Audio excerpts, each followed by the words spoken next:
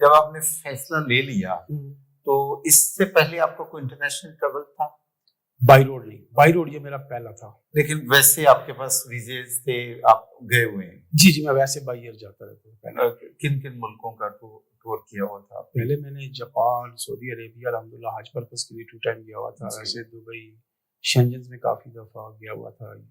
काफी दफा मैं गया हुआ। ठीक है, इन मुल्कों का ऑलरेडी आप विजिट कर चुके हैं? जी, मैं कर चुका हूं। अच्छा, ये जर्नी स्टार्ट जब फैसला हुआ तो अब स्टार्ट करें कि आपको अपनी गाड़ी की परमिशन कैसे लेना पड़ी, वीजे किन किन मुल्कों के थे, किन के लेना पड़े, और फिर आगे कैसे पाकिस्तान से कब निकले, पहला बॉर्डर कौन सा था, किस मुल्क में गए, फिर किस में गए?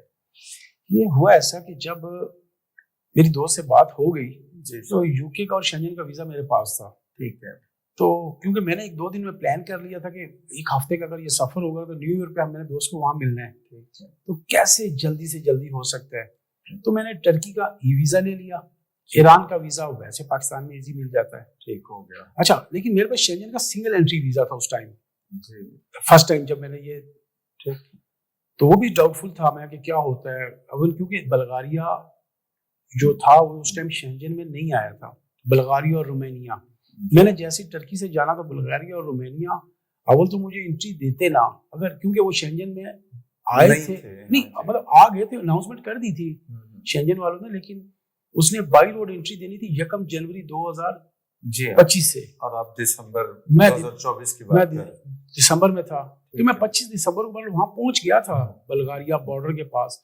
लेकिन मैं कंफ्यूज था कि यार अव्वल तो ये मुझे एंट्री देंगे नहीं, अगर एंट्री दे भी दी तो ये ना हो कि मेरे पास सिंगल एंट्री वीजा, मैं बल्गारिया इंटर होके जब आगे सर्बिया निकलूंगा तो सिंगल एंट्री वीजा तो यूज हो चुका है, वहां मैं स्ट्रक ना हो जाऊं।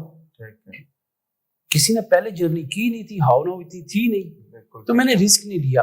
मैं चला गया डायरेक्ट टर्की से ग्रीस लाडोचोरी से मैंने फेरी ली और वो इटली चला गया। फिर इटली से प्रॉपर मैं 17 मुल्क घूमता हुआ यूके तक पहुंचा और वापसी फ्रांस से आपको फिर लंदन। जी, फ्रांस कैले से, डावर से कैले टनल से।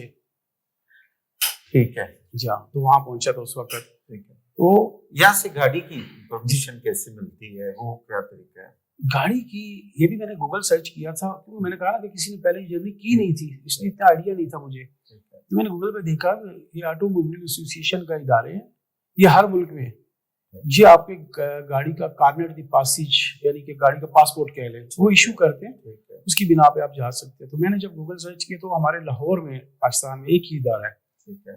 मैं वहां पहुंचा तो वैसे कार्नेट का जो इशू करने का उनका है ना, उसमें एक चीज बड़ी मस्ट है कि जितनी गाड़ी की कीमत इतना आपने सिक्योरिटी डिपॉजिट यहाँ छोड़ के जाना है। नाम होना जरूरी है, गाड़ी पर्सनल नाम पे होनी चाहिए।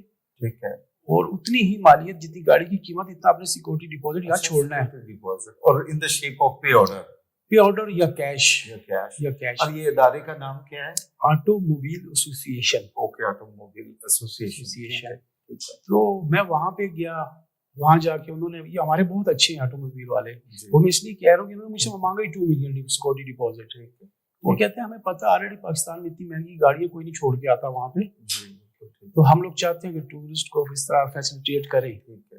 तो मैंने वो बनवाया और कार्नेट, और वो 1 घंटे में उसको आपको बना देते हैं। अच्छा, और उसमें कोई उसकी वैलिडिटी होती है? जी, 1 साल के लिए वैलिडिटी होती है उसके। 1 साल की वैलिडिटी है। 1 साल में आप जितनी दफा मर्जी पाकिस्तान से बाहर जाएं।